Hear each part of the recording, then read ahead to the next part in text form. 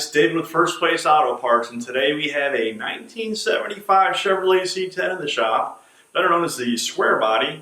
And today we're going to show you how to install the Trim Parts new cab corner molding kit.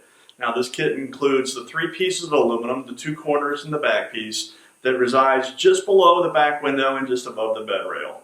So it's something that sits out in the sun. Typically it's faded, it may be dinged. They get a little milky white finish like this one has. So we're going to see how easy it is to put on, how complete the kit is, and what kind of difference it makes. So why don't you stay tuned and follow along, and we'll get started now. Come on, let's go. Okay, so I'm ready to reach up in here and loosen up the speed nut. It's on the original spring clip. You might be able to get these corners off without loosening the spring clip up, but I highly suggest using this 3/8 deep well socket to at a minimum loosen it up. I'm going to go ahead and take it off with the molding because the new kit comes with replacement clips. Always a good idea to replace your clips. This isn't something that you want to blow off or be loose and possibly chafe in the paint. So I'm going to go ahead and reach up in here and back this 3/8 nut off, and we're going to pull this corner molding off here pretty quick. It's a coarse thread. It's called a speed nut, so it doesn't really have a lot of threads to it. It actually comes off pretty easy, not very tight, so you don't have to worry about putting a lot of torque on the nut itself. As we do that, you'll see the cab molding actually start to release from the bed itself or from the cab. The gap will get bigger, so it's just going to make it a lot easier to pull it out. So, okay, so I'm about to remove this molding. I'm going to reach up and release this speed nut that I've already loosened up with the ratchet. And we'll see what we'll find behind this. We might actually see what the original color of the struck was. Alright, well now we're loose. So we're going to pull this piece off. It's captured by the back. We just loosened this up. What we'll do is we'll go loosen up the other side and then remove the back strip, and that will release this. Okay, so I want to show you that this piece, how this piece goes on. It actually slides underneath the back piece right here, so it's a slip fit underneath. What you want to do is carefully pull the stud. It will be attached to this clip. We're going to slowly pull it out underneath the back piece and pull it straight out. There you'll see the actual old spring clip. We're going to go ahead and replace this. It's rusty and I just don't trust it, but we'll clean up all the paint. The nice thing to see is before this truck was repainted, they had pulled this off, so that's a good sign. But I just wanted to show you the back side of the original piece, kind of show you the condition of the original spring clip. And like I said, we'll go ahead and load up we'll take off the other side and then put the new clip in the new piece and take this back strip off before we install everything back together.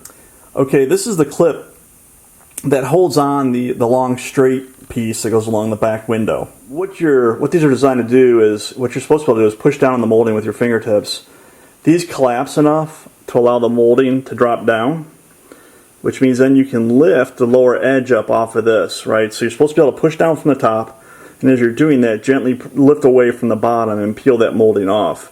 On this truck, what someone had done was installed the clip upside down. So by pushing down up top, all I did was seat the molding on with more force. So what I have to do is to gently pry underneath the molding again to compress these fingers to allow me to get the top piece of the molding off. Okay, now I've got all my plastic clips inserted, the fingers in the bottom, and what that's going to allow me to do is gently pry up with that piece of wood that I used earlier to dislodge the fingers, because you've got to dislodge the fingers down here. You're hooking the molding under here, you're pushing it up, and there's a little lip right there that we're going to want to engage. So what I'll do is I'll put the molding on, put the bottom on first, all the way across. I'll start at one end, gently lift up with the wood to press these fingers up to allow me to latch that, and then I'll just move my way down. Another thing that I'm going to do is put a piece of tape across here and mark where those are at. Once the molding's on, it's a little hard to tell, and I'm going to want to directly pry underneath each one of these fittings. So I'm going to go across and just make a mark where each one of those plastic attachment points are, just so I know visually where to lift.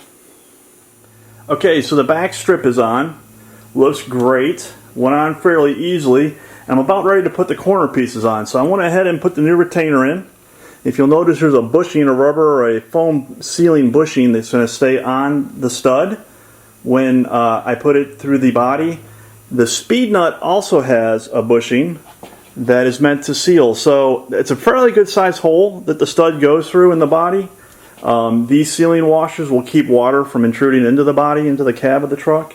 So just wanted to point that out, that it's a nice touch. The original ones were hard as rocks and flat, just very flattened, so I'm sure there was some water getting in.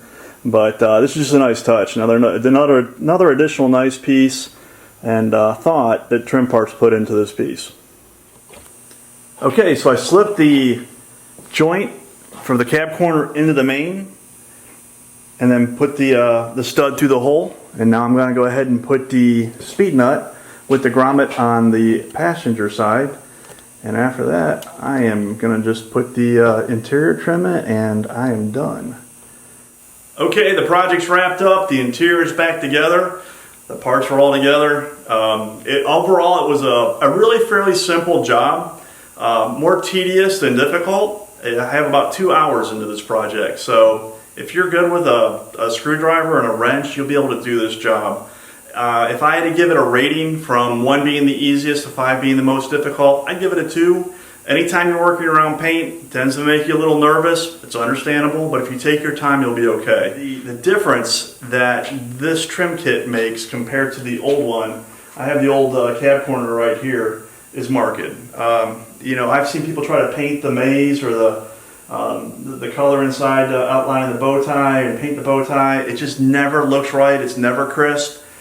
This material is obviously oxidized and faded, so this adds a level of detail to an old truck that really makes it pop. Again, these trucks didn't have a lot of trim, but what trim you have, it really makes a difference when you have new trim on it. So if you have any questions, look us up on the web, fpautoparts.com, or give us a call. Thanks for watching.